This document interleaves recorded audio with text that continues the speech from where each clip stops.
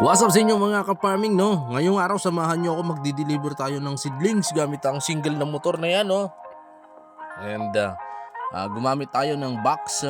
So sinet up muna natin. Ayan, medyo may langgam sa kinatatayan, kaya dinedok muna natin sila ng malupit na insecticide para mapatay yung mga lamok, yung mga langgam.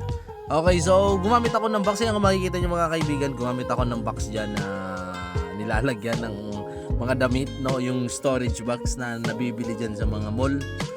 Mura lang yan mga ka-farming, 300 pesos lang. And then so nagdiskarte kami ng kahoy na parang paglalagyan ng box na yan, na ikakabit namin sa motor. And yun na yung aming diskarte na ginawa para makapag-deliver tayo ng seedlings na hindi tayo mahihirapan sa biyahe, no? Kasi siyempre single na motor and madali, matipid, no? FI yan, no? Yamaha. And ano pa ba? So yun, magdi-deliver tayo ng seedlings. So maaga yan, that's 6 AM in the morning mga kaibigan, no? So siniset natin para hindi masyadong mag-umpugan yung mga seedlings natin, kasi masisira yung mga dahon at yung mga puno, pagagalitan tayo ng ating mga customer. And ayan nagkakarga tayo. Ayan, nag-video ako na nagkakarga ako ng mga seedlings. So yung kinakarga ko pala mga kaibigan ay talong, no? Talong Calixto F1. No, yan yung aking kinakarga. So ito yung aming page sa Facebook. Ayan, papakita ko, nakapangalan yan sa storage na yan, sa storage box na yan. Aya Seedlings, no? Add nyo ako, kaya follow kayo sa amin sa Facebook.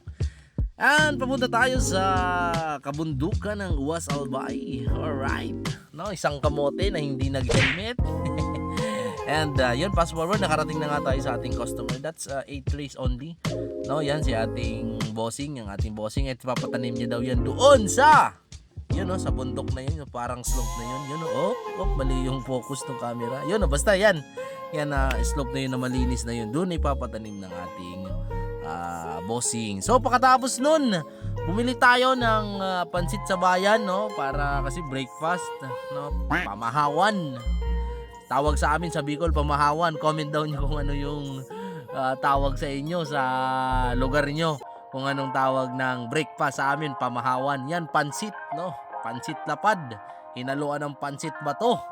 Ayan, no? Masarap. So, yun lang mga kaibigan, yung aking mini vlog sa ngayon. Maraming salamat sa panonood.